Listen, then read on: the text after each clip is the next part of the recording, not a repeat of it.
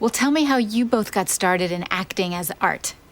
I started doing stand-up at Jerry Seltzer's Laugh Emporium. I was at Chortles, the Comedy Place, and no one really got it. I got it. I thought it was hysterical. What did she do? What did She has a one-woman show. Tell her the title. No penis intended. No penis I intended. actually did hear, yes. And what was that about? One critic described it as a humorless romp into Miss Webb's dysfunctional psyche. It's a humorless critic. That doesn't make sense. No. TBTL.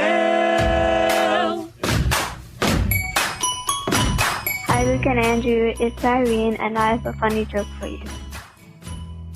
Okay, what is a radish's favorite food? Beats me. Ah! This gazpacho soup just burned my lips. The gazpacho? Yeah, it's been sitting out. It warmed up. It warmed up so much that it burned your lip. Let me explain something to you. If you're expecting something ice cold and you bring it up to your lips and it's room temp, it's going to feel like your mouth's on fire. It's going to feel like your body's on fire. Is there, and I'm just guessing here, some kind of medication that you maybe need a lot of and have taken none of, or maybe too much of today? Jalapeno. I don't even know what that means. No one knows what it means, but it's provocative. Well, all right. Hello, good morning, and welcome, everyone, to a Monday edition of TBTL, the show that just might be too beautiful to live. A good podcast helps you connect the dots. My name's Luke Burbank. I'm your host. He is using every kind of anti-aging technique possible. I should be using every kind of anti-coughing technique possible because I have a weird summer cold today. So apologies for the voice. By the way, coming to you from the Madrona Hill studio, perched high above the mighty Columbia, where we are looking at a warm Monday. It might touch 90. It's going to be very hot. It's going to be very uncomfortable for everybody involved as we hit episode 4,753 in a collector series. Let the fun begin. Speaking of things that are hot, I remembered my spicy Subway takes. Be careful, though. It's spicy. Remember we were talking about that show Subway Takes the other day, and Andrew asked me what my Subway take would be, and I couldn't remember, even though I had one, and then I made a joke about tearing the bread out. Well, I remember my spicy takes. I'll share them with you today, and I'll share them with two standard poodles who are here in the studio with me. I say, what's up, dog? Gigi and DJ are both here this week helping me out with the show. By helping me out, I mean, one, DJ is getting a lot of pets right now. I don't know if Andrew can see this on the line, but and also barking at the mailman when he comes by. So that's their version of helping. We'll see what Andrew's version is. He's the longest-running Cobro of the show, maybe best known for his depictions of the tall ships. He's making $1.2 million or something a year by, doing this complete horse shit. He's joining me right now. Good morning, my friend. I know I say this to you every day to pump you up before the show, Luke, but it's almost hurting me to listen to you talk today. Really? I thought it's better than it was. I had to record a CBS thing, a Livewire thing already this morning, and it was actually, this is improved, dude. Well, I don't mean to say that as an insult. I mean, I sort of did, as a joking insult. I mean it more empathetically, though. You sound, how do you feel? What's going on? I feel it's fine. the middle of summer. I know. I don't think this is the time of year for this. No. Becca and I were down in Salem yesterday, having a lovely afternoon of doing like a unbelievably complicated pet swap. So, see if I can make this semi-simple. Well, Did Becca it involve emailed me frogs and scorpions? Well, actually, yes, essentially. Great. Becca texted me and said, we have a real chicken, fox, bag of grain situation, which I believe is essentially the same, logic puzzle. And so the issue is, Becca is going to dog sit a little dog named Toby for her friends, Kara and Jim, later in the week. But Toby does not do great around other animals. So the cats needed to go somewhere. Oh, my God. So, I see where this is going. So we took the cats to Salem, where they're hanging out with Jeff and Darcy. But the thing is, the dogs that live down with Jeff and Darcy, DJ and Gigi, they needed to go somewhere because Jeff is, along with his day job, he's also like a DJ for events. And they have an out-of-town DJing gig this week. And so someone needed to take the dogs. So the cats went to Salem. The dogs came up here. And Toby will be arriving at Becca's house midweek.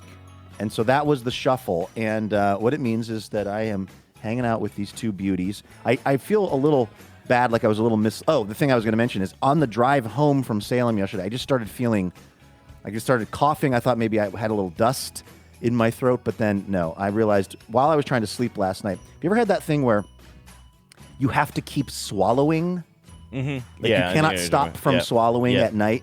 You just want to tell your mouth and your throat it's some saliva or whatever. It's probably not even saliva. It's probably some swelling that's creating a sensation that your brain is unable to override or overrule. I was just lying there going, stop swallowing, but I couldn't. That's a bad feeling. And because I think I understand this, but just if anybody has any questions about it, it sounds like you could skip a step here by just having the cats come to you, but you're not well equipped to watch two cats. You're better equipped to watch two dogs. That's why. No, because the dogs still need to go somewhere. The dogs can't stay in Salem. Right, but I thought I thought the dogs were displacing. I thought the cats were displacing the dogs that are with you or something. The dogs have to leave Salem because the people who take care of them are leaving Salem this week. For a few days. I see. Oh, I gotcha. I was so clearly not listening closely. Yes, well, it's complicated. I've got it all written down somewhere. I can send you a diagram of it. But all of that is to say that I've got these dogs with me, and it's been under 24 hours. In fact, it's been well under 24 hours. We got home at about 9 o'clock last night, and I'm already just having an absolute good old-fashioned whale of a time with these dogs. I love them so much, and it is so fun to have them here. It is so kind of just, I said this last time Gigi was here, it is just so soul-enriching for me to and also just to have something to kind of take care of is nice for me a little bit. So, like, we got out for a early morning walk today and got to go investigate the neighborhood and do some sniffing. Also, the dogs sniffed things, so that was fun for them. You showed them all your favorite sniffing spots? I did, and they seem to approve. I got a couple of those long, like, tethers, so I can tether them. They can hang out in the yard on their own tethers, and just kind of like they were doing that earlier. I was on the treadmill, except I'm on the treadmill up here in the Madrona Hill studio, and I have a big window, and I like kind of look over to the side, and there's just like two black standard poodles that are just mean mugging me from the patio. Just standing there next to you, just mean mugging you. Well, they're just standing next to each other out on the patio, like the twins. just looking up at me like, can we go inside there and hang out with you? So they're very attached to me. It was actually incredibly kind of touching and sweet last night. So I'm letting them kind of, they're hypoallergenic. They're very like chill dogs. Like they don't get on things. They don't shed. They're very, very well housebroken. So like it's pretty low impact actually. So I was just like, I opened the door to the upstairs. I had the whole living room just like, wherever you guys want to sleep tonight. But I also left my bedroom door open because I thought, I don't know, I just want them to know that I'm not trying to like cut them out of maybe they're nervous. Maybe, DJ's never stayed the night here. So at about, I want to say maybe, 11:30 or something, there was like I think someone lit off a firecracker, like a firework of some kind. Because, it's June. Why wouldn't you? You can't start on the fireworks too early, I guess.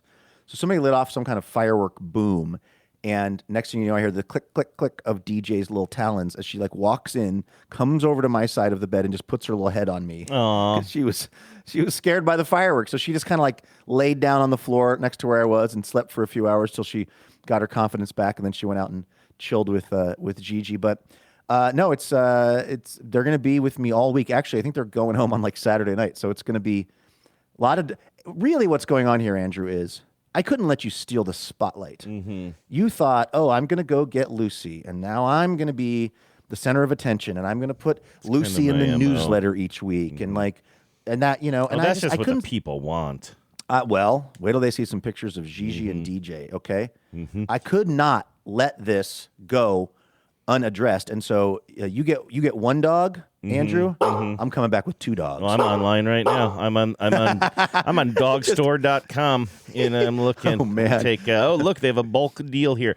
While we're talking about dog stuff, that feeling of a dog that comes to you because they trust you and they're feeling a little stressed out. Obviously, it's not good that the dog felt a little stressed out there. That's a bummer, but I'm glad to know that it didn't like totally kind of go to ground, or you hear some dogs get so anxious about that they go running into a bathtub or something like that. And it sounds like she was feeling, or he he or she? She. She was feeling a little bit of they're both anxiety. girls, DJ and Gigi. And so she came DJ, over to what's you. your gender?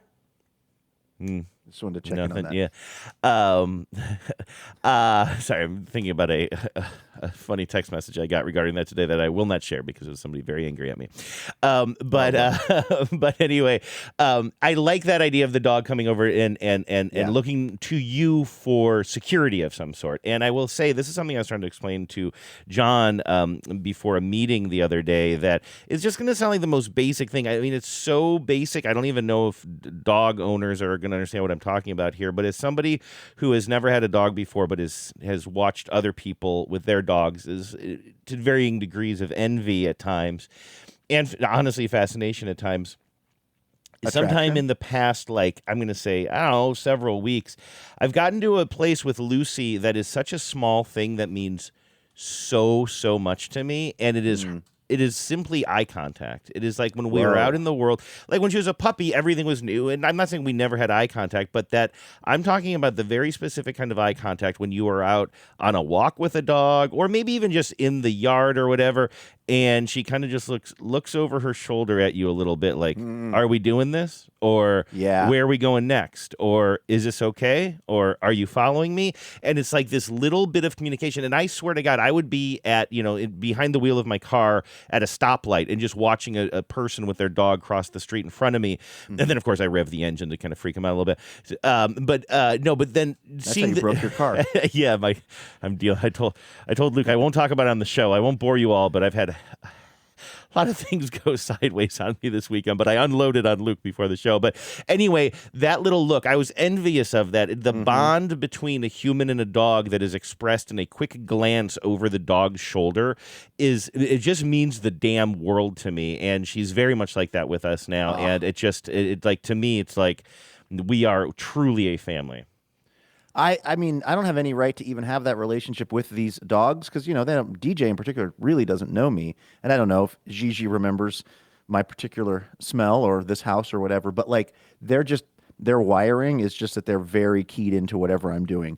Almost to like it's an adorable but already troubling degree. I was trying to do some writing last night on my computer, and Gigi, first of all, both of the dogs were just like on my lap, and then I'm typing, and Gigi's putting her nose under my hand while it's typing. Aww. So now I'm typing. I start from like typing normally to I'm now like I'm having to go like do the most awkward typing mechanics to try to get around this. Like it wasn't enough to just be on my lap. It wasn't enough to be on part of my hand. It had to be under my hand that was typing on the computer. Those hands are for petting, not typing, Luke. Well, that's what I've learned. So they're very they're very sweet, and they seem to be very comfortable with me, and also like looking to me for, because again I got these tethers because I wanted them. I thought, well, maybe it'd be more fun for them to be out in the yard. They can lounge. They can go to the bathroom at their leisure or whatever. But I think honestly, they just want to be where I am more so than having the enjoyment. And the other big question out here, which I'm sure this will unfold over the week, this is actually a really fun piece of property for dogs to roam around on if dogs will come back when called. And one of these dogs, DJ, is really good about this. And one of these dogs, Gigi, is notoriously bad. And so I think, I'm going to probably just keep him on these tethers just out of caution, because if Gigi decides to, run off, I literally might never catch her because physically it's not possible. And she's a little bit of a scatterbrain. She's a bit of a scamp. Yeah. But because the ideal would be if I could just like let them kind of, that's what they do. They live on this incredible property in Salem, Oregon, down in wine country. And it's like acres and acres and acres. And they just literally spend all day just kind of walking around wherever they feel like, which is just like the absolute life for a dog. So wait, I don't know. I feel like football coming to wine country? Does that happen every season? To every season, football. Yeah. But there is no whining in football. If that's how I remember it, you know what? Let me check. Okay. Let me check my notes on that. Okay. The last thing is I feel a little bad because I think I misled some people on Instagram, and now they're going to be disappointed because I put a little Instagram post up about these dogs, and I said I took some pictures of them yesterday, and I said something like, "It's crazy to think that today started with no dogs here, with 0 dogs here, and now there's almost 2. It's almost double that." And the people responding to the post were really divided into two camps. The people who clearly think that I have now somehow adopted two poodles. Two adult poodles. Two adult poodles, and they're just going to live here, which would make absolutely zero sense for my lifestyle.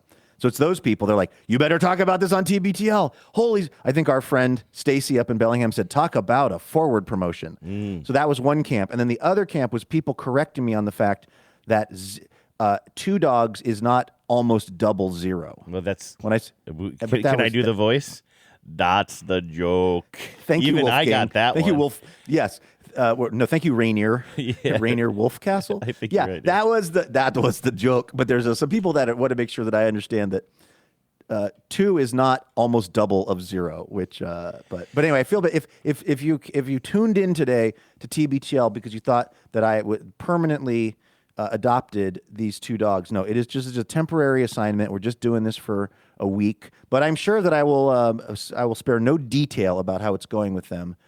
It also may have kind of slightly put me into a bit of a moment of pique with one of my neighbors this morning. I'm out walking them, and they're building. There's sort of like my street, and then there's sort of a canyon, or like I don't know what you call it. I guess a canyon. How big does something? A ravine? You know what? It's Okay, not. yay, It's not a that's- canyon. It's a ravine. Does that make sense? That makes total sense, yes. Okay, so there's a ravine that separates my little neighborhood, which is my house, and my neighbor Bob, he of the starter fluid, and then a ravine, and then these other homes that are being built out there, which are very beautiful new homes. And I'm always curious about the project. One of them's done. The people live there. The other one's still in mid construction. So I like to walk over there anyway. So I took the dogs probably up, over, and down there. It's probably 3/4 of a mile. And they're both on a leash, right? Because you couldn't let Yes. Gigi off leash in a situation. No. like this, yeah. That would be DJ. I could probably get away with, but Gigi, absolutely no way. So they're both on the leach, and it's I Separate don't know if you've ever leashes, seen- or is it like one leash that's Separate connected? leashes. Okay, yeah. Is that? I'm not joking. Is that difficult? It has its moments. It's actually generally fine. They're pretty well behaved. They do strain a little bit. When I'm you know what strangely seems to work the best is if I hold both leashes in one hand. Mm-hmm. I don't know what that does psychologically, but they seem to kind of just stick together. When I'm holding a leash in either hand, so a leash in my right hand, a leash in my left hand, John Woo style. They start straining, and then I don't know if you've ever seen those like pictures of like Poseidon like riding. Yes, I have. Aquatic life. Absolutely, yeah. That's what it felt like going up my street today. Yeah, as they with were a like dog in each hand. Yeah, yeah. and I was like, "Ooh, let's." So we go up, over, and down because I just want to go look at, and it's a dead end. And where I'm going with this is like I feel like people are really sensitive about people walking on roads sometimes, like that are a dead end, like people are up to no good or something. You know, I mean, you've talked about versions of this, how you're not a huge fan of the kind of ring cam culture and like the paranoia. I would say the paranoia that is being sort of like swirled up. I would say, yeah. Yeah, and this could be 100% just in my own head, but this is at like maybe 7:45, 8 in the morning. We walk up, we walk to the end of my road, and then we cut over on the other road, and then we're going to go down this dead end road that eventuates at these new homes that are being built. As you go down this road, at the end of the road, there's an older home, a home that's been there a long time, that's very well maintained and manicured, little gardens and everything.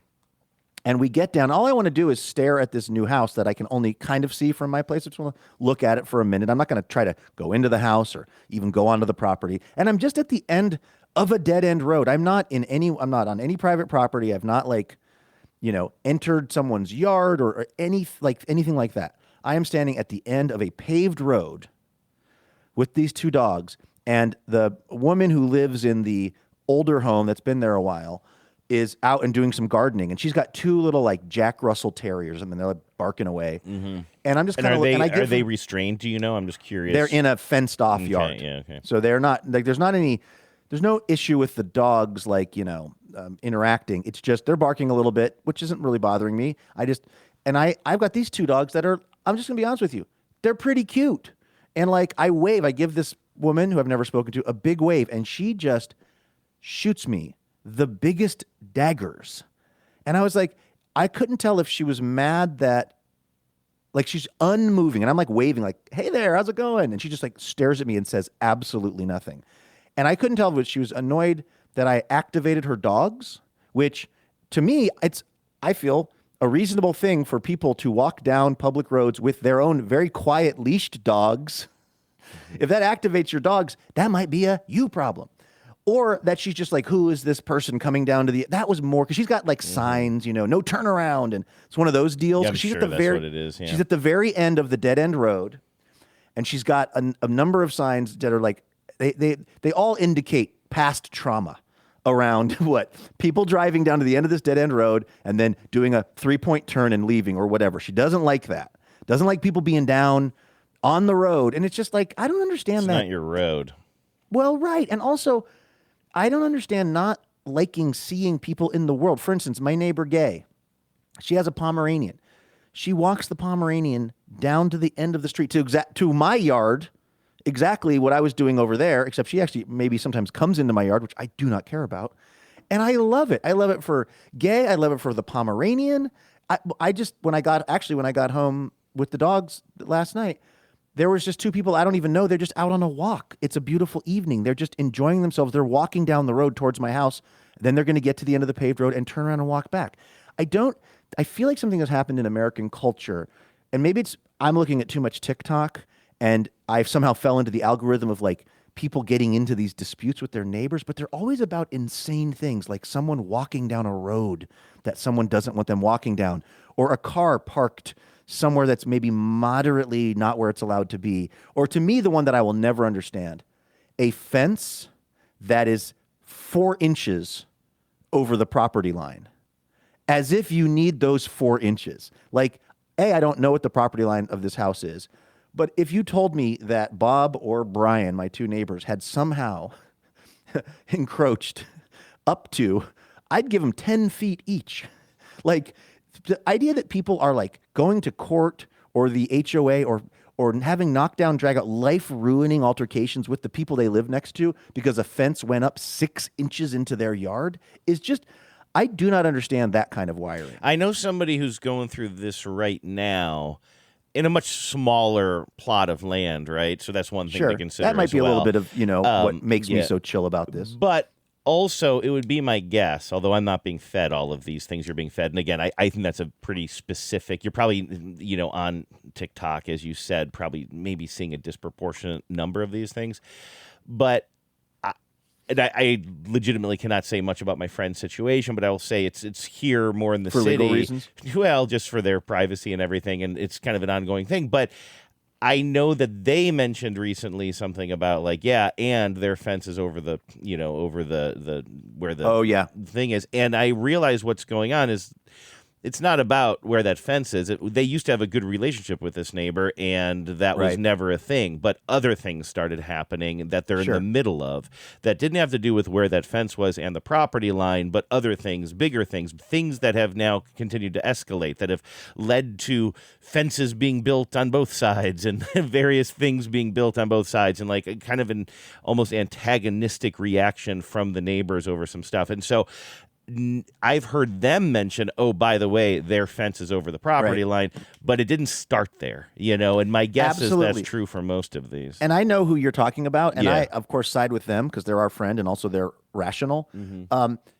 And you're absolutely. Here's the thing: it actually makes more sense to me for that friend of ours to know the exact property line because of all of the run up to this, as you said. To me, so that I get people being nitpicky once they've already been sort of triggered by other stuff. Mm-hmm. I feel like there are people that and maybe it's always just a bigger story, but just like I've never, and I've lived in city lots and things like that.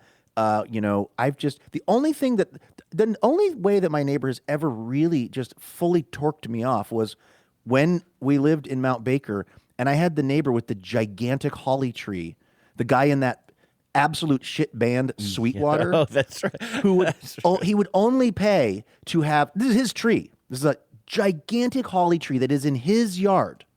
This is his living thing that has nothing to do with me, but it's so huge that it's grown all the way out over like the top of the steps where you would get to, go up to our house. And it's holly, by the way, which is not, unless you're talking Christmas stuff, it's not like the world's most pleasant. It's got kind of pokey parts on it. Luke, I pulled some holly out of my yard over the weekend, right? And what was fun was getting rid of it. Yes, I cut it down to the quick. I hate holly. I hate holly. In fact, I was thinking about our friend who's having let's call it a property dispute, if that's not too strong of a word. He and I were bonding over our hatred of holly a couple of years ago, too. It seems like how can you say anything bad? What, you got a problem with reindeers? You got a problem with Santa Claus? You're going to go after mistletoe? I don't give a shit, man. Holly is the worst. You get anywhere near it and it starts poking you. Holly has been getting away with absolute murder for decades, ever since it got folded into Christmas times. Yep. And so this guy, like, they would pay to have their tree trimmed, but only on the side of the tree that was on their property. So it made, I know I've told the story a million times, it made the most insane topiary event you could ever imagine happen, which is, I mean, and this is the largest holly tree I've ever seen in my life. This is not a bush. This is like enormous. And then one side of it is like beautifully manicured and trimmed. And then one side of it is just crazy and ragged everywhere. And I'm like, just for you, this being your tree, why wouldn't you want it to look normal? It looked like it had schizophrenia. Yeah, right. It was just the craziest. Those were the same like people. A symbol of something. I don't know exactly what. But it symbolized being a cheap ass, Cole. Yeah. I mean, that was the thing. Those guys, they just absolutely sucked. Like, I wonder if people are starting to figure out who these people are.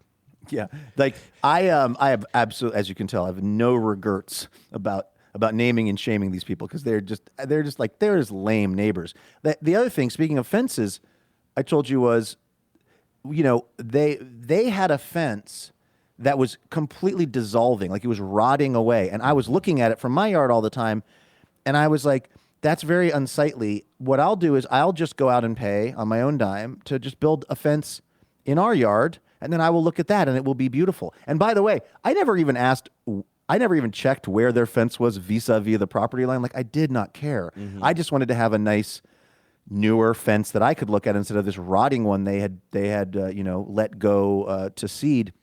And of course, they hear that I'm going to do this, and they're like, "Hey, why don't we go in on the fence? We'll go in on a new fence." And I was like, "Okay." So we each kick in, I don't know, whatever. I trusted them. Let's say I kicked in $500 or $1,000 or whatever. They just have some handyman come out and you were coming by the house in those days, so you've probably seen this handiwork, I think. They fixed up their side of the fence, the side that faced their yard, so that it looked a little nicer. And then the part that was in my yard, they had some handyman come out, who was the same guy who'd fixed their fence, and just nail on these random, unrelated boards down at the ground level, which is where the fence was rotting. The bottom of the fence had become rotten from contact with the grass. And this was not the kind of fencing that was in the fence. It was not even going in the same direction as the slats of the fence. They took the money, they fixed their side of the fence, and then just had a rando come over to my yard and just nail, like Little Abner style, nail a bunch of shit boards onto my side of the thing. And that was the solution to the problem. So you mean like the low rises and the wire?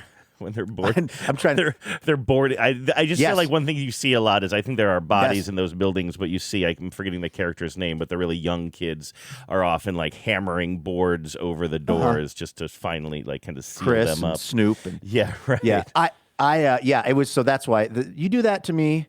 You get a whack ass holly tree going, and you also completely bamboozle me on a fence, and I'm naming you on this podcast. Yeah, I don't care. I do not care, Andrew.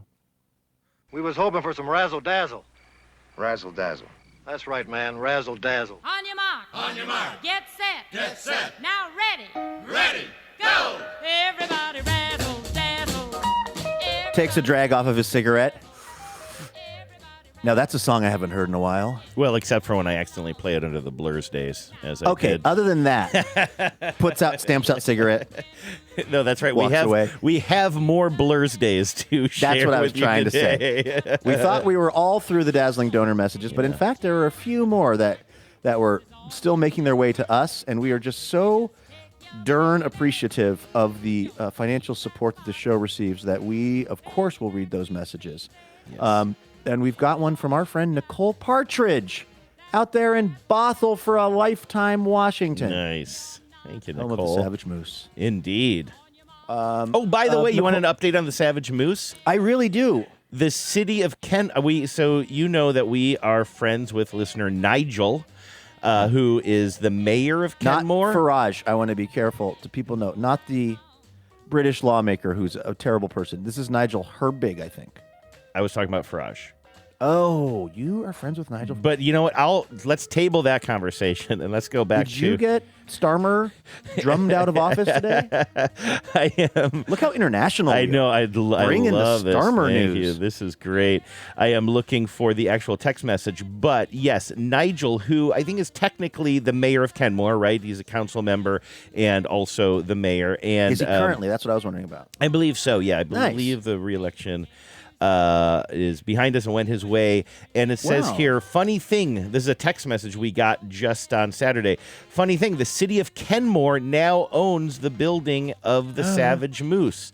The bar is still privately owned and run. We bought it because we will be doing some fish culvert work on a stream that runs underneath the property, and it was easier to purchase the property rather than the slice we'll need further on. Anyway, it's not going to affect the Savage Moose, but technically owned by the city of Kenmore. So, in other words, the bar will still operate, but the city of Kenmore privately has bought it so that they can do what they need to do for, habitat restoration. Yeah, that's what it says here. And I assume so cool. that, I mean, the fact that Nigel texted this to the public line, I would assume that this is public information. Anything, I should mention here, anything that you send to the TBTL channels, whether it's email, voicemail, text message, or whatever, unless you explicitly say that it's not public, I'm going to assume it's public. And I think will put you on blast. Yeah, I think Nigel would have said specifically if that was not for public consumption. Nicole says, I started listening to TBTL back in 2008 when I first started working from home after my son was born. Ooh, them's the early days. Yeah. That's the absolute, that is the beginning of this whole thing. Let's see. This era was a blur of baby monitors, muted conference calls, and trying to remember what day it is. The show's perfect mix of chaos, humor, humility, and comforting friendships got me through it all with a smile and probably a decent amount of sanity intact. That's so interesting, Nicole, and I'm so happy for you that it was helpful. It seems so chaotic. Like back in those days, like you got a baby, you're trying to juggle a career, you're sleep deprived, and then it's like me and Sean making margaritas on the roof on a Friday. It just feels like the opposite of a calming thing. Yeah. The show's relatively calming now because you and I have low T, but back in those days, it was a lot going on. Fast forward, and TBTL has evolved from survival tactic to daily ritual. I genuinely look forward to pressing play on the show, and it helps anchor my day. This fall, I'll be leaning on it again because the same baby is heading off to the Bay City as a proud freshman at Western Washington University. TBTL is old enough to go to college. I know, Nicole, but we flunked the SAT. I was going to say maybe TBTL should go old to college. Enough, but not admitted to college. Yeah, you've heard some of my TBTL. contributions lately. I think maybe some secondary education would be Wait, secondary education. Is that high school or is that college? Secondary education. I don't actually know. That's a good question. I heard the term.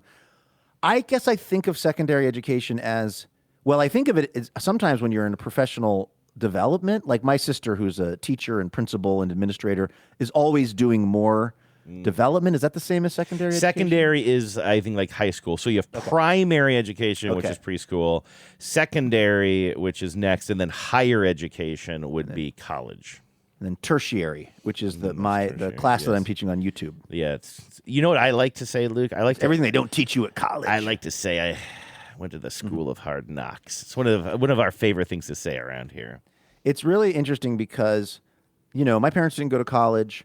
My generation of kids in our family were kind of the first college goers. And I have a very, very, what I would say is I do not think that college is an indication of intelligence in any way, shape, or form. I know so many people that are very smart and didn't go to college. And I know some people that went to college that ain't the brightest. I don't have any personal ego tied up in whether or not I went to college. Part of it's because I just went to a state school and it was cheap and it was down the street from where my parents lived. And then when I got out of college, I had the kind of jobs where literally no one's ever asked me if I was a college graduate. I don't, Genevieve will be sad to hear this. I don't donate to the University of Washington. I don't it's not part of my identity at all. But having said all of that, see, sometimes I say that being said, and then sometimes say, having said all Sure, of that, yeah. that's the It's really in your variety head. that people come to the show for. That all having been said, I do get sometimes some energy. Actually, I know somebody who was on the dating apps for a while, and she had, I think, two rules or two things that she was kind of looking for. She wanted to be going on a date with someone who was a college graduate and who was not MAGA. Those were the things that were, just like that. She felt like that she'd have more in common with someone like that. And she said the amount of just like unhinged messages from non-college graduate men that she received that were just furious about that, as opposed to just being like, well, this is not the person for me, let me swipe the other direction. It was like, no, let me let you know how. And I guess all that is to say, when someone like back on Facebook, when it was like, what's your university or something, it was like School of Hard Knocks. I was like, that's not a person who I'm probably going to have a lot in common with. No, I not remember that because was they didn't go always to like, college, but because they seem to be carrying around a lot of energy around that fact. I think, and that used to be something on like, I think we would see that more often because there is some sort of social media site that in your bio there's like a slot for Facebook education. started, Maybe as Facebook. a college thing. I think Yeah, that so was a maybe big that part was of it. And so people would be like School of Hard Knocks, which I actually think we missed an opportunity to put School of Soft Knocks on, on our profile. TBTLathon 18, School of Soft Knocks. That's definitely the school the I knocks went to. don't get softer than No, on this. they don't. Than here at old TBTLU.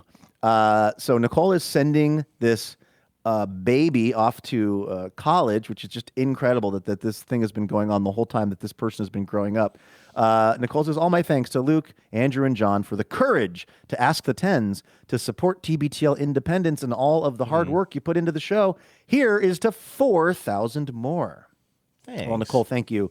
Thanks for hanging with us for 17 years. And really good luck to your kiddo. Addie went to Western. I obviously lived in Bellingham. I'm a big, big fan of that place, and I'm hoping that your kid's going to have a great experience. Yeah. I just worry that the partying that goes down at that wonderful antique mall. I just wonder, is that a distraction for students in that part? Because I think, I'm not kidding.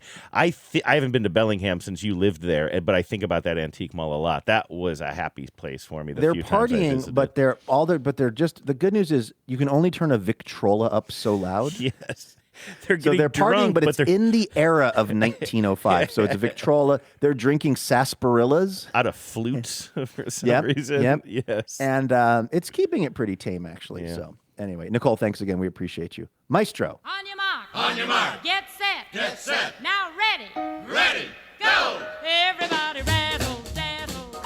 It's Joseph McIntyre in Atlanta, Georgia, our second dazzling donor, who's been donating a dazzling amount of dough, and now we thank them. Joseph says, I'd like to take advantage of the offer of donor message clemency to offer my criminally late submission. Joseph, I believe what we offered was, well, first of all, clemency is that's a standing offer. But what we really offered was, you don't have to do it. And we offered you not having to feel bad about any timing on this, because the very fact that you're donating to the show is absolutely critical. That's the thing that you're doing for us. I'm doing the air sign of the cross, like the priest does at the end of confession. You are absolved of all sins. I saw the U.S. World Cup team coach. Have you noticed this? Have you seen? I don't know if he's going to hear this, but I have a buddy named Seth, who I went to high school with, and he's out in the Midwest now, but he tunes in occasionally. And he and I were texting about the World Cup the other day. And I had just been having this thought, which was the coach of the U.S. team for the World Cup is a dead ringer for the actor Russell Crowe. He has the same hair. He doesn't wear coach outfits. He wears like a collared shirt that you might go on a brisk hike wearing. He doesn't wear like a three-piece suit or like athletic. Those are the things that these coaches wear, right? They either wear like a suit or they're dressed like they could go play. In soccer? I didn't know they wore suits in soccer. Yeah, some of them do, particularly a lot of the European countries. This guy looks exactly like Russell Crowe, and I was just thinking that, and then Seth goes, why is Russell Crowe coaching the team? And then like 3 days later, I see some meme going around that's like 50% of Americans think Russell Crowe is coaching the U.S. men's team. He's such a dead ringer. Anyway, I saw that guy cross himself right before the game started. He didn't know he was on TV. He was just, they're just showing it. There's the U.S. coach, whatever his name is, and he's just doing this. He's just like crossing himself. And it It was very humanizing. I mean, that's not a worldview that speaks to me in any way that I think is material, but I just thought, like, this guy wants this to go so well that he is willing to ask Jesus Christ to help him with this. Is he Argentinian, by the way? He's from somewhere else. Okay, I don't follow this at all. I have no idea what he looks like. I haven't watched. Imagine Russell Crowe. Now I know what he looks like. Yeah, but I heard a little clip of him on the radio today, and I noticed they had an accent. So I was like, oh, the American coach or the Team USA coach or whatever you call it is not born and raised in the U.S. I take it. Yes, his name is the AI overview. The U.S. men's national team is coached by Maurizio Pochettino, while Oscar-winning actor Russell Crowe does not coach the team. He has become a viral internet sensation during the 2026 World Cup due to his striking resemblance to Russell Crowe. Oh, well, there you go. Yeah, and then it goes on to explain the doppelganger phenomenon. None of this is relevant to Joseph McIntyre's message, and I apologize for that. He says, thanks to John, Andrew, and Luke for another wonderful year of entertainment and comfort. I listen on my bike commute, and the length of the route I choose depends entirely on how long the show is. Wow, interesting. This is really, Joseph, I feel so seen by this. For whatever reason, for the last year or two, I've been in a really big listening to talk content while I go on my runs mode. If I'm training for something really long, maybe I get more into music. Certainly if I'm running a half marathon, I would be listening to music. But I use not talk radio, but like podcasts, Chris's show and Pod Save and Ezra and things like that. I use those shows as a decision, help me make the decision of where I'm going to run, how far I'm going to run. If I got a full hour, like David Sedaris was interviewed by John Levitt for the Pod Save America universe. It wasn't actually Pod Save. It was just a conversation with the two of them.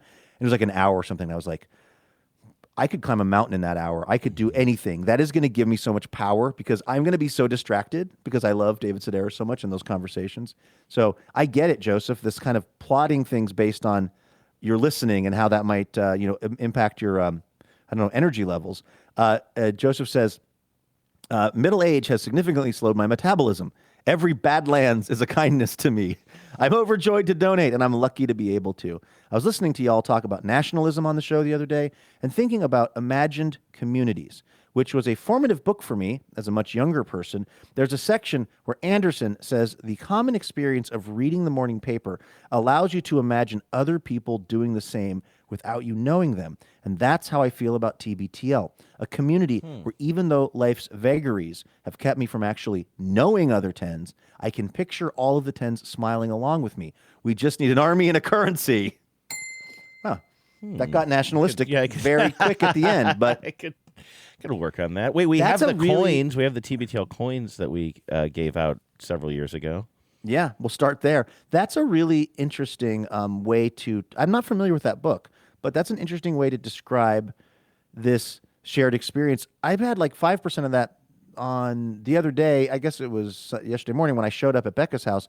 So I get the New York Times, but they won't deliver it here. And bizarrely, it is equally, if not more affordable for me to take home delivery of the New York Times or the full physical newspaper to get the digital stuff. I'm sure that's going to end at some point, and then I'm going to be paying like $1 billion a month. You got to keep an eye on I should actually check on that. Me too. Now I'm screwed though, because what I did was started sending the paper to Becca's house because she lives in Portland and they do deliver the New York Times there. They were mailing it to me. Oh, yeah. So like late. on Wednesday, I would get the physical copy of the Times. Yeah, like Hemingway in Italy or whatever, reading the week-old U.S. newspapers. And loving it, by the way. I think about that a lot. Time shifting. He was the originator. Yeah, right. But so I said, well, this is kind of, by Wednesday, I've, sort of moved on. And so we've talked about this endlessly. I love the experience of reading the New York Times on the Sunday that it arrives. It's just, and anyway, so now I'm having it sent to Becca's house and she loves it because she's like, reads through the like book reviews and stuff, does all the puzzles and the stuff and reads the book review. Like she's a completist with it. So it's better it's going there. The problem is now once they jack the rates up on me, if I get to turn the spigot for getting the New York Times off, I don't know. But I was walking to her place and I walked by a different apartment building because she lives in this area of the South Waterfront of Portland that has a bunch of these big kind of high-rise apartment buildings. And there was someone else who had the New York Times delivered sitting outside the apartment building waiting for them to get it on Sunday morning. And I knew that wasn't the one that was going to Becca, but I literally just thought, like, I connect with that person. Like, I just thought, like, whatever's going on with that person, I like them. Like, I felt connected to whoever in this gigantic apartment building that wasn't even Becca's building had gotten the New York Times delivered to them. And maybe that's, like, snooty of me. Maybe it's because I didn't go to the School of Hard Knocks. But, like, I felt this. I don't know if that would be technically fall under the sort of title of imagined communities. But I just kind of was like, hey, whatever is going on in that person's life, the fact that they're paying for this newspaper, they're having it physically delivered, they're going to be sitting around reading it later today, presumably. I was like, I'm into that person's program. I have been getting a glimpse of the Sunday Seattle Times in an interesting way. When I'm volunteering on Sundays and handing out food in the Roosevelt neighborhood, there's a woman who will often bring a hot dish, right? And she brings it in this sort of flat, it's in a tray. It's an aluminum disposable tray, whatever kind of casserole or whatever she made that day. But then to keep it warm during transport, she puts it in this flat Amazon box. And I'm being specific about this because she was dropping off the boxes and we would just throw it away at the end. And she said, this is my last Amazon box and it's the perfect delivery vehicle for this. Could you guys start saving the box and get it back to me? I'm like, absolutely. Or she'll just take it back with her. But so this casserole dish, aluminum pan or whatever, is in this box, but then wrapped in newspaper or sort of like cushioned by some newspaper around it. And I realized the other day that it's actually the day of newspaper, and sometimes it's the sports section. So I actually get I'll look at it, I'll be like, oh, like this. So there's something so satisfying about like grabbing a newspaper and being like, what? First of all, what's the date on this? And then realizing it's today's date, and then seeing like Munoz celebrating on the mound or something like that. And you're like, oh wow, the newspaper. It's like piggyback system effective, and that's like the Truman. But Dewey beats Truman. Oh, right. Yeah, right. It's like a misprint. Yeah, right. So anyway, I we have a subscription to the Seattle Times, but we do not have a subscription to the physical newspaper. And honestly, I know I wouldn't use it. My eyes are getting to the point where it's easier for me to read things digitally anyway, where I can just sort of adjust like the print if I need to or something like that. That makes it sound worse than it is. I'm just so used to it that if I'm holding a newspaper, I got to like kind of hold it a very certain way. So I'm looking under the bottom of my lenses and the lighting has to be nice or whatever. And so I don't think I would want to get the physical newspaper anymore, but I still like love the idea of it. I love touching it. Well, that's the thing. I when I'm at Becca's, and if it's a Sunday or even a couple days after, what I find myself doing is picking up the paper and reading it in a way that I would maybe not think to go to NewYorkTimes.com or the New York Times app and scroll around. And I find myself reading articles that I might not click on if it was just the digital version. And yes, 99% of my New York Times consumption is via the website. But it is, I do miss having that physical thing around because I think I was more apt to read more of the paper when I was getting it physically. Yeah. Even though it's more efficient and faster for me just to jump around the website. There's just something different about. And I was also like, what do you think? 2-3 more years of them even printing newspaper? Like, now let me put this in perspective. I don't know how many people live in these 2 apartment buildings, the one next to Becca's and hers, but it's in the thousands and thousands. These are like really large skyscraper buildings. 2 New York Times being delivered to one at the other building and one to Becca. So that's how that's working out for the paper, the newsprint version of the New York Times. Well, the problem for me online has also become that they're not, especially for like the top news of the day, they're not articles. I know I've said this before, and I know it just sounds like, I just sound old and it's not interesting. Maybe I should just let this conversation move on. But like, if I click right now on the top headline, U.S. eases sanctions on Iranian oil, if I click on this, it's probably not just going to be an article that was written. It's going to be kind of Twitterfied, right? It's going to be like the updates at the top, and then a bunch of bullet points, and then you can click more for this, and then it's like 57 minutes ago, this reporter posted this too small graph update and this, and it's like sometimes you just want to be Hemingway and just read the article as it was published, even if it's a little bit old, and then give us updates at the top or the bottom or whatever. I do love the New York Times, and I know it has its critics on both sides, but I am not critical of the Times, but I am critical of the way that I can't kind of just read a straight article anymore. Yeah, whenever I see that, unless it's a topic that I feel like I'm either following really carefully or like way up to speed on, when I see that little live red thing, I'm always like, miss me with that, because it is just going to be a series of, it's basically tweets. Yeah, that's from what the I'm saying, reporters. yeah. It'll be like, the Sam Bankman-Fried trial live, and then it's just like, he just ate a Pop-Tart. Okay. Maybe I'll just back up on the story and figure out why they're mad at him.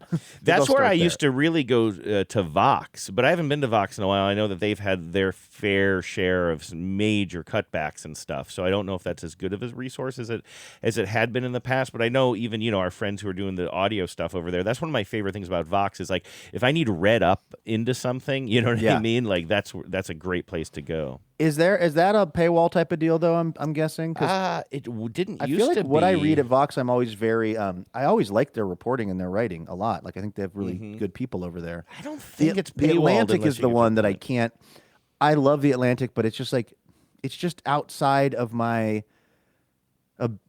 It's on the bubble, and it fell off for me because I'm already paying so much for the New York Times and the Seattle Times and the Daily Columbian and the Daily News and the Oregonian and the New Yorker. I know you get. We get the Atlantic now, but I think we get the Atlantic because for some reason Genevieve either let her New Yorker subscription lapse. I think it was too much. I think it was one of those things where the New Yorker was arriving too often, and Genevieve wasn't reading it. And she said, "Well," and she does like the Atlantic Monthly. She interned there for a while, way back in the day, and so she's got a connection to it. And so I think that she at one point made the decision. Well, I'm not. I think it was because she wasn't keeping up with the New Yorkers that she went to the Atlantic. Yeah, I got, the New Yorker is Condé Nast, and I just got some little, somehow, for whatever reason, it gets paid through PayPal for me. Like, at some point when I was trying to, like, set up my account, God only knows. What does the drop say? The last thing to God only knows. Our journey to God only knows where. Is that what I'm thinking? Yeah, the journey to God only knows where led me to somehow have PayPal be my thing with Condé Nast, which, to be honest with you, is kind of a good idea because PayPal is keeping assiduous notes on everything. If I'm paying for something out of my normal checking account, it is lost in the sauce. Love it or hate it, it appears to be another irreversible step along mankind's journey toward God only knows what. That's my dude. That's my boy, Ted Koppel. Ted, yeah.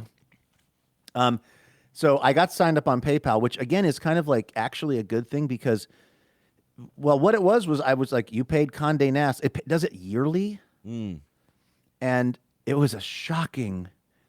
I mean, it's a few $100, and then I went back to PayPal to see how much I've paid Condé Nast for the New Yorker over the last 5-10 years. Thousands, into $1,000. Yeah. Because if you think it's a couple $100 a year, and I'm doing this for 5 years, that's $1,000 right there. And I love the New Yorker, and I read it on my phone a lot. I read the physical copies pretty often, and then I also listen to a lot of the content. So I'm getting my money's worth.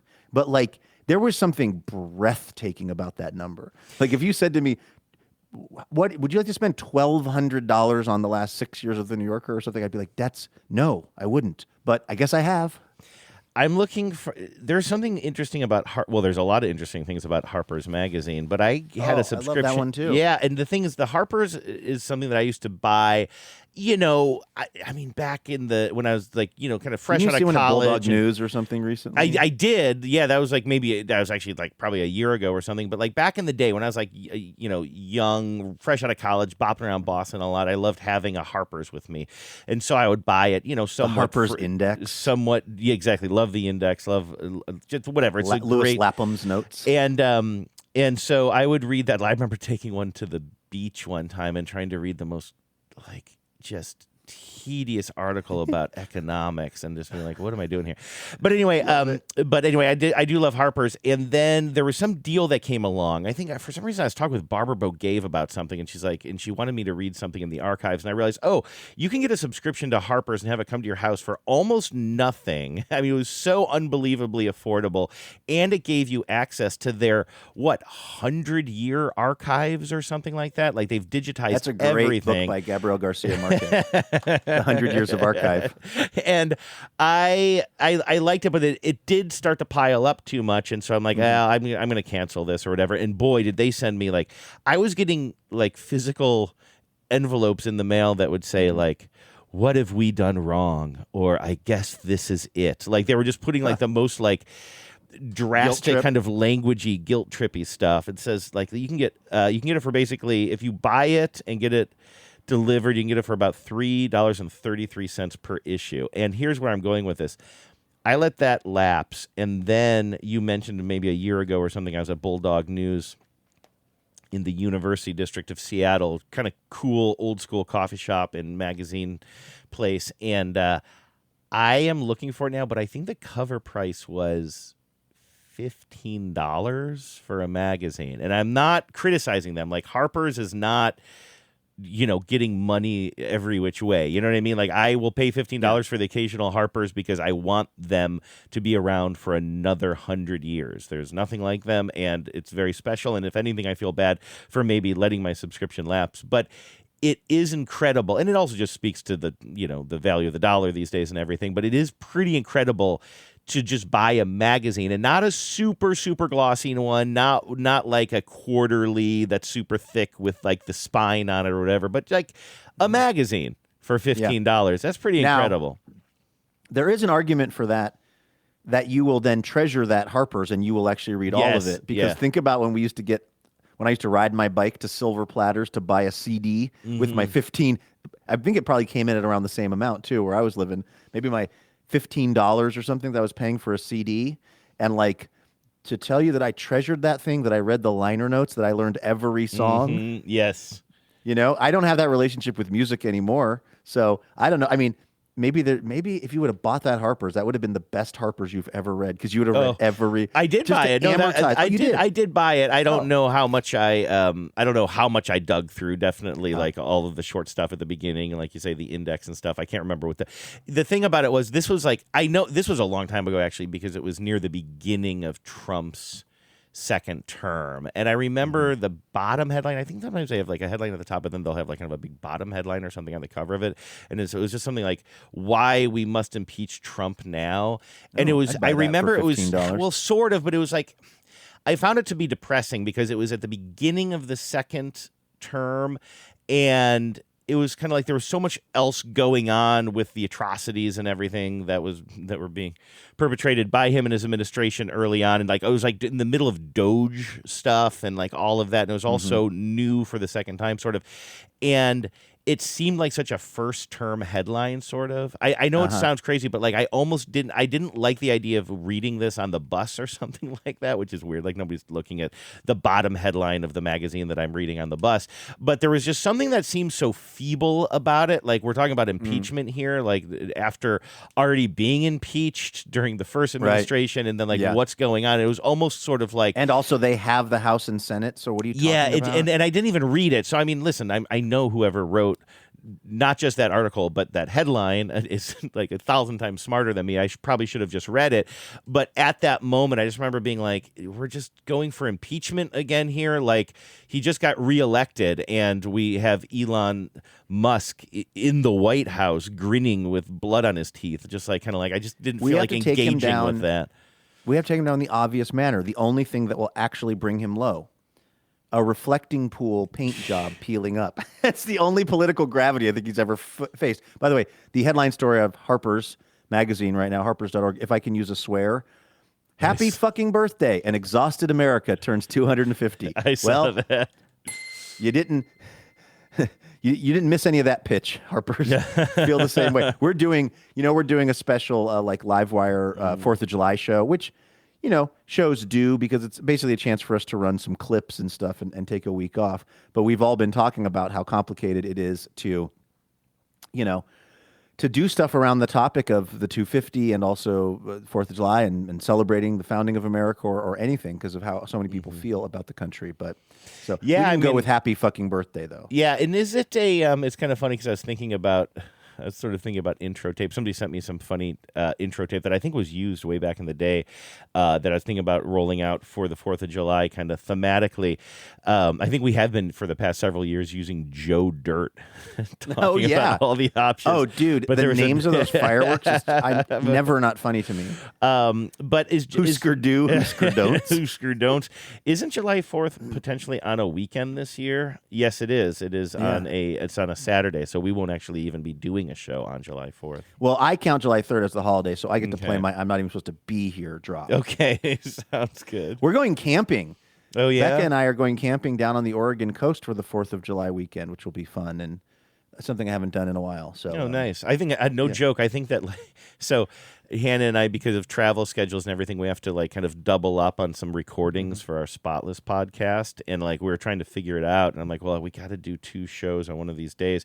You know, when we sit down to record on we usually record on Saturdays, and we only do it once every 2 weeks. So usually Hannah and I will spend easily 45 minutes, if not an hour, just chatting before the show. You know what it's like to work with me. Oh, yeah. No, I didn't mean that as like that's your thing. I just mean you and I very often will do it, and we're both contributing. Yeah, like we are both pre-show show that will go on for way longer than we intended. And you and I talk every day. I know, every day we do the show, and we sometimes text each other exactly and stuff. So Hannah and I, we haven't talked in 2 weeks, so then we'll want to catch up, and we'll do this. I'll just be doing a mic check, but then the mic check is, did you see that game? And like, what is with this piggyback system? And then the next thing you know, you're talking about Strodes, and you're talking about walkable, whatever we need to like kind of foam off sometimes, as you say. So the whole recording, I mean, honestly, with Spotless especially, we don't have, we have whatever the opposite of huge is in numbers. And so it truly, if we're not enjoying doing it, if it's not a reason for she and I to get together every couple of weeks virtually and just sort of have our friendship through this podcast, there's certainly no financial incentive for us to do. In fact, we would save some money if we canceled it.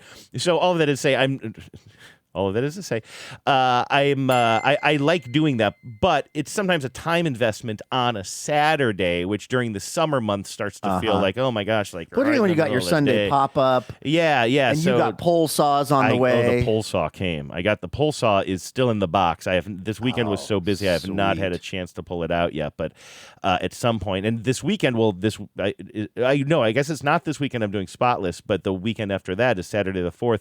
We're going to be recording 2 Spotlesses, I think. So that's like a huge chunk of the day, and that is July 4th. But I said to Hannah, I'm like, I mean, does it matter that it's a holiday? And she's like, it certainly does not to me, because I don't know, like, what are we going to do? Go out with like flags and sparklers? It's tough. Like, I don't know. It's tough, but it's also. I'm sorry, I didn't mean. No, go ahead. Say what you're going to say. Well, it's tough, but it's also. I mean, I've been thinking about the American flag so much, and you see people that are flying it upside down in the distressed thing, and we've talked about this too. It's like, it's a real bummer to me that I feel like in a certain way, actually, in small ways, I see people reclaiming the American flag a little bit. And when I say people, I mean people that are not MAGA, people that are not just putting it out, be like, America, love it or leave it. Like, I feel like and I've talked to people about this, where it's this feeling of like, hey, I'm also an American. I also love what this country could be. And like the idea that like the only people that get to fly the American flag, or I don't know, use it in imagery, are people who, think that you should never question anything about, like, if you question anything about America, then you're not a real American and you shouldn't fly the flag. It's just like, it's a bummer that that's been taken away in a way from a bunch of people who, like, the idea of again, loving this country, or at least loving what it could be. It's a bummer that that's been totally taken away. And I don't know if the answer for all of us is to just like sit on our hands. I actually don't know what the answer is. And you can also hear my voices. Reaching, much like Andrew's patience with the United States, it's reaching the end of the line. I know a guy whose voice is at his limit. Well, here's my take on this. Well, here's the thing. It's getting near the end of the show, and this is way too heavy of a conversation to bring up here. And I know that you do. Pop a lozenge. You have live wire, and I am sincerely worried about your voice. But I will continue my thought here, and if we need to sort of end this conversation somewhat abruptly for time, I'm sure it'll come up again. But so my concerns with America and the America idea, or not, and I don't, not the American ideal, but the idea of what America is, and certainly American exceptionalism, which we all just like grew up learning literally in school. This idea of American exceptionalism, like my issues with America, when I examine them closely, go back to the founding of the country, to the slavery, to the atrocities that have just kind of not gone unsaid, but been glossed over in many ways, and are certainly like. But do you think those are glossed over in the circles that we move in and the people that we read, or do you mean in the wider culture? But I'm talking about like what is. Here's why I'm going with this. So I even think long before the Trump administration, like I've had some concerns about this. I mean, I remember being a very young person, like in high school, and having some real issues with this idea of even just having to pledge our allegiance to a flag. Like I remember, and this is long before I would have even considered myself liberal or progressive. If anything, I would have maybe even said the opposite. But I always remember just feeling like very weird about that. And you know that nationalism, you mentioned at the end of the show yesterday that like, hey, sorry, Andrew, I'm rooting for the U.S. soccer team or whatever. I don't root for the U.S. soccer team. The only reason I didn't root for the U.S. baseball team was because I thought that particular team was pretty toxic. But, like I don't have any problem with people rooting for American teams, but it is an interesting sort of thing to think about the nationalism, but also the story, what I will say, the legend of America that we are taught in public schools is like this sort of ideal. And here's where I'm going with this. When I am in a baseball game, especially these days, me and one of my friends that I often go to games with have a little system of just trying to make sure we're not in our seats for the national anthem, because I really don't want to stand there and pretend like everything is okay and salute this country, especially in this way that feels like you'll be sort of like making a big deal of it if you don't stand for it, but then also resenting that. So we just have a system where we just kind of always make sure that we're out in the concourse somewhere shopping for some beers or hot dogs or hats or something like that, so that we don't necessarily have to participate in that. Yeah, exactly. Spend money. But I'm also not trying to make a big deal of it. I'm not trying to I'm not taking a knee or trying to engage with the people behind me about what the American ideal is. But I thought it was interesting that while I was doing this exact thing at the baseball game the other day, I happened to, actually, maybe it was before the anthem, but I'm walking around the park by myself, and twice I passed this guy who is a guy, I'm going to put him around somewhere between my age and maybe 10 years older than me. White guy, just very like kind of Seattle coded. He's wearing a Mariners baseball cap, but it's the new Steelhead logo. And for folks who don't know, this new Steelhead unis are a throwback to the Negro. He's wearing a Tom Sharpling Best Show t-shirt. No, he's wearing a shirt that is actually kind of cool. It's kind of a retro half sleeve kind of jersey kind of thing, like our TBTL Junior Slugger shirts that we were giving away a couple years ago. But it's like red and blue, and I can't tell if it's homemade or not. But in sort of a kind of a bubbly kind of retro-y font, it just simply says, almost like an iron-on, it simply says, America is an idea. And I'm looking at this guy, and I'm just, from everything else I'm seeing from him, I'm pretty sure this guy's probably, your typical liberal white Seattleite guy, right? And I'm guessing that I just had a feeling that maybe he made this shirt, or maybe he saw it and liked it. But I was really curious, and because I passed him twice, the second time I came so close, I was on the escalator near him, and I almost You've had trouble on those escalators, though. Yes, my friend. no, I did not, and I did not even mean it, and it didn't give me any bad feelings or anything. No, I was deeply curious what he thinks that idea is, and I was like, and I've been thinking about it actually ever since then, and I was like, but it wasn't the idea flawed from the beginning? The idea, number one, of exceptionalism, and also isn't the idea, it seems like the driving idea of America isn't just American exceptionalism as a unit, but also the individual exceptionalism, this idea that like we're not all in it together, it's bootstrapping, it's Horatio Elshering, it's this idea of just fierce independence and personal independence. And if that is the idea, I don't know that is the best idea for a kind of a governing outlook of a group of people that I look at it. We should all be in it more together. Now, I was having this conversation with some friends. I tried to tell them the same story I just told you, probably about equally as articulately. And And they said, no, I think of maybe the idea is this idea that anyone can come here and be treated equally. And I mean, if that's the idea and we're just not living up to it, that's at least a little bit more palatable to me. I mean, we're definitely not living up to it, and it's definitely a damn lie, especially when you look at what's going on right now in this country and people losing their jobs simply in the military simply for being black or a woman. Like, we are not dealing with a level playing field. But if that is the idea, if this fella said, well, the idea is that everybody can come here and everybody can have a fair shake, and and no matter what your background is, and it's a melting pot, that's an idea I can get behind, but I don't think that we've ever lived up to it. I think the T-shirt should say "America is an ideas." Yeah, because that's the thing. Yes, if you have to pick one idea, and you pick the one that involves, might making right, and a country that was founded on this by a bunch of people that didn't want to pay taxes or didn't want to be told what to do, and the other I understand what you're saying, like that there are a lot of elements of the founding of America that are like basically stuff that, if somebody was pushing that politics now, I wouldn't agree with it. And yet it's the founding of this country in certain ways, or at least the early times in this place. But I also think there's a lot of other ideas that America can be and is, like the idea that people could come here from anywhere, the idea that out of many one, So to me, it's like, yes, there's some baggage with this country, and there's some baggage with the founding of it, and the idea of American exceptionalism, all that stuff. I feel like that's pretty well debunked amongst the people that we kind of run with, But that being said, like, I guess I want to. First of all, I don't know what the alternative is. You know what I mean? Like, we just disband the country. We take no joy in the community that is this place. In certain ways. I guess I hope that what we can do is embrace the ideas that are the good things about this place. And there are some good things. I think that's also a danger, is to fall into a trap where there's literally not one good thing about America or this place. And it's certainly not perfect, and it feels like it's in its darkest moments of my lifetime.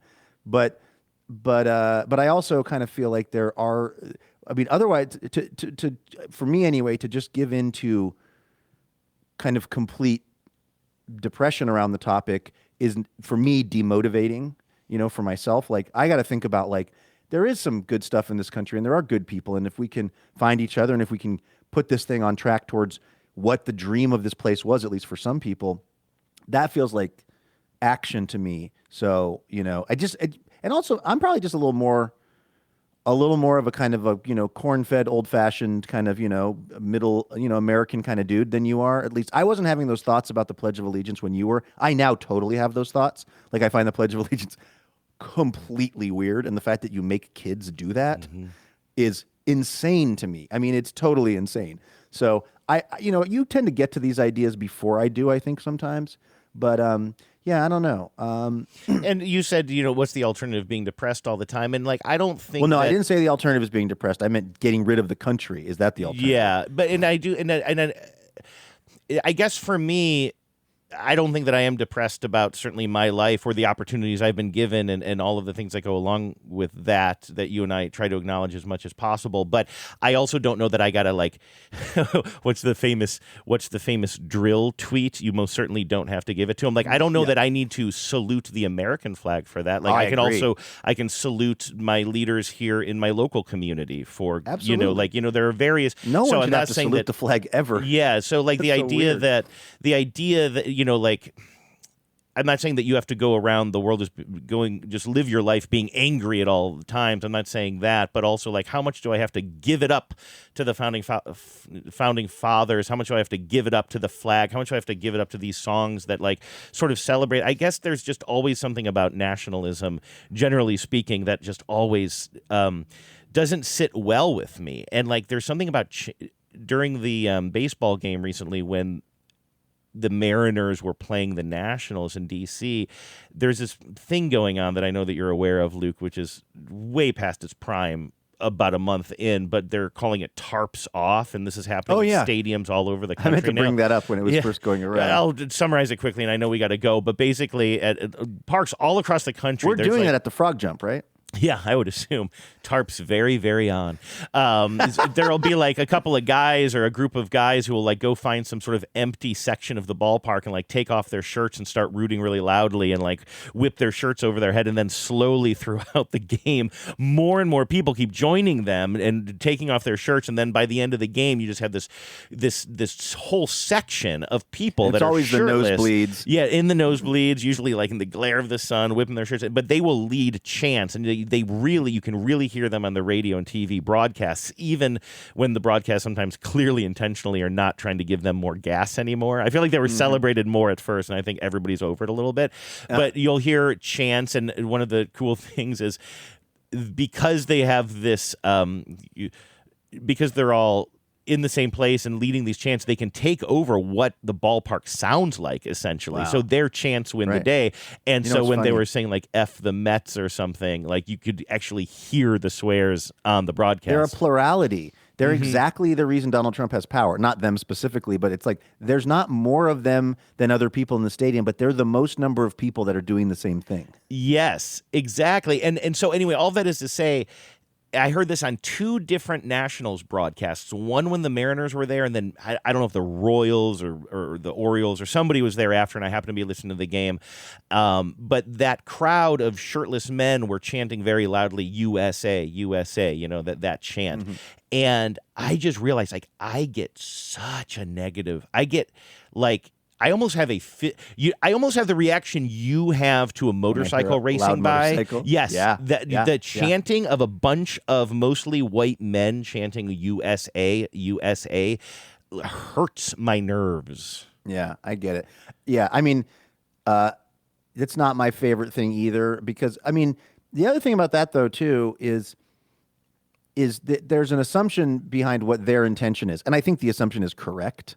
But like, we don't know what that, technically speaking, we don't know what that person who's chanting USA with their shirt off, what part of the USA they're celebrating. They're probably not celebrating the Obergefell decision to, codify gay marriage. That's probably not what they're yelling USA, USA over, but we don't know. The assumption, and again, I think we're probably right, is they're just thinking like USA kicks ass. Yeah, and that's right, such a kind of general, dumb, thing that it just kind of like, it's not very nuanced, and it's just a very flattened out view of the world, unfortunately. Yeah, and also this is happening around World Cup time, so it could be World Cup influenced, honestly. When I was at the game on Friday night, the U.S. team had just beat Australia. Oh yeah, how was that going down there? By the way, it was a lot of all that. It was a lot of fun. Was it crazy? Could you get to the stadium and stuff? I think I said this to you on the show on Friday. Or maybe I've just told people since I went to the game, but my reputation is not necessarily to have fun, but I like being around other people who are having fun or watching people have fun. And while I'm not into the World Cup stuff at all, and also I'm not into crowds, I loved getting off the bus in Pioneer Square, which is maybe, I don't know, you walk like half a mile through Pioneer Square to get to the ballpark, and the scene was bumping. I mean, one of the first things I saw when I got off the bus was just a group of, I'm going to say, 10 people in their maybe in their 20s or something like that, in this big circle, like just trying to keep the soccer ball up in the air. They have cups in their hands. Like people are, the entire area was just a big party, but it wasn't a mess. It was so cool to vibe off of other people's energy, which is what I am as an and then just roll into another Ref Schneider masterclass. Oh my goodness gracious. Another, I mean, that piggyback situation was, Rough Schneider. Oh, absolute Rough Schneider. But anyway, Rough Schneider making copies. I really loved the energy of Seattle on Friday night. It was really cool, and it was a nice night. And if we can, the game. I think I might have mentioned this on Friday or something too. Or maybe Thursday, but again, not that I feel like my job is to be the hopium dealer of the show at all times, but these stories. Oh, I did mention this, but the stories of these local communities that have really embraced the teams from other places is just so heartwarming to me. I mentioned Lawrence, Kansas, and I believe the team was from Algiers. And then I saw this guy on TikTok, a guy from, I'm not sure what part of Europe, but he was in the U.S. for the game, and he said, basically, we Europeans, he goes, we kind of owe America a bit of an apology because we have just been roasting your asses, and you guys have been so nice to us here. Yes, I've been seeing a lot of that. There's a human element that is like it's really hard to be mean and rude to somebody for no reason, like person to person, you know. And like if I lived in Europe and I saw what was going on here, I would think, what is wrong with those people? But it turns out, 49% of us are not okay with it, and even of the 51% that were okay with some version of it, they also might, buy. I'll give you a weird example, and then really we can wrap this up because Becca and I were texting about this morning. We went to a winery yesterday when we were doing the Grand Poodle Switch, because every year poodles come to wine country, and we were at this very beautiful winery, and they had this incredible view of the valley and with these beautiful Adirondack chairs, and the group of people we were with, which was Becca's brother and his wife and like her family and stuff, they wanted to take a group photo, and there was only one other group of people out in this area. The employees were totally slammed, so I was like, who can we get? And there's a guy that's just wearing a T-shirt that says like, if you don't stand for the cross, it's literally like you're basically your worst nightmare. I mean, and my worst nightmare. Like whatever it was like I stand for the cross, and I kneel for the flag, or something like that. And it was just like vice versa. I think I stand for the flag and I kneel for the cross. Oh my God, I've been doing it wrong. This explains a lot of looks I've been getting. You were doing that when the woman was mean mugging you with her little. I head stands for the flag. Anyway, I backspin for the cross and I head spin for the cross. So anyway, it just was one of those things where I was like, he just was the first guy and I didn't have time to process. I mean, if you would have given me 10 minutes, I would have been like, I'm not going to pick the guy that has the kneel for the cross shirt. Like, I'll get somebody else. But that was the only table. And I just so sort of accidentally, I just turned around and said could you take a picture of us? Or actually, I walked up to the table, which is kind of awkward to do because, before I've said anything, they don't know, am I panhandling? Am I telling them they're being too loud? Like, I obviously don't work there. There's this very pregnant pause between, hey there, me standing at your table, you do not know me, and what I'm about to get into. And they all kind of look up. And I said, would you mind taking a picture of us? And the kneel for the cross guy goes, oh, absolutely. And he goes, do you want to do it on your phone or you want it on my phone? And he goes, no, I'm just joking. Like he goes, because the idea was like he would just have a picture of us on his phone. Yeah. And then he made like 2 or 3 other like actually pretty funny jokes, was smiley, was very nice. We took forever. We had some older people in the group to take the picture, wanted us to check on it, And again, it just was like, man, how are you this guy in this shirt? Because you're not the guy. You are not the guy that I thought you were going to be based on the shirt. It's just like such a. And it's just weird when you. And so this morning, I forget why. Oh, I think Becca texted me the group photo, and she said something like, "I'm still thinking about the guy in the shirt," because we didn't even have a conversation in the car. This was the first this was brought up was this morning via text that we both had clocked this shirt and both probably had the whole journey that somebody like me or Becca or you or Genevieve maybe goes on with that kind of stuff, and then had a thoroughly pleasant time taking a picture with him. And I don't have like some large. That's not a like we're more similar than we're different. Like I don't have a power out to that. It's just weird when that kind of stuff happens. Yeah, definitely. And I don't assume that everybody who has a shirt or is some sort of outward look that indicates that they have different political views than me are necessarily going to be rude to me or gruff or see me as the soft little you did study at the school of soft knocks little wiener that I know I am, because I do think that people are generally kind. You're right when you're one-on-one with them. And I'm thinking of several things I want to tell you about. First of all, I'll tell you what, because we're getting near the end of the show, I'm going to take a couple of notes here. Number one, I want to tell you about my first trip to a dog park. Okay. I don't want to steal all of your dog stories for this week, but tomorrow I might want to tell you about... tell 2 times as many dog stories as you tell. Just okay. So you know. And also one part of the dog park story kind of ties into this when I was sort of observing one person who seemed like they were different than the rest of us, and I've been thinking about him. What if we kicked off with that tomorrow?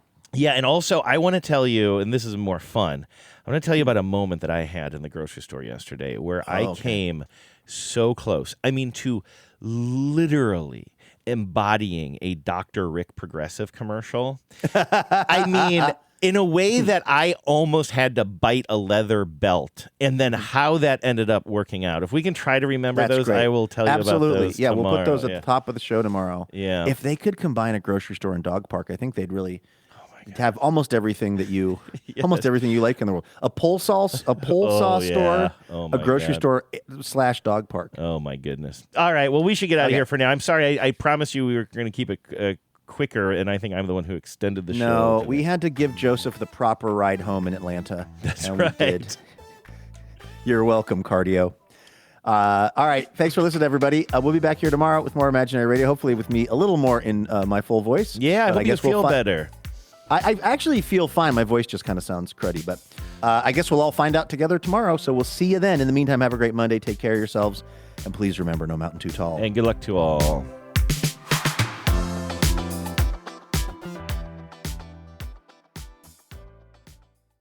Jay, my new film is a mix of action and comedy. It's called McBain. Let's get silly. Did you ever notice how men always leave the toilet seat up? That's the joke.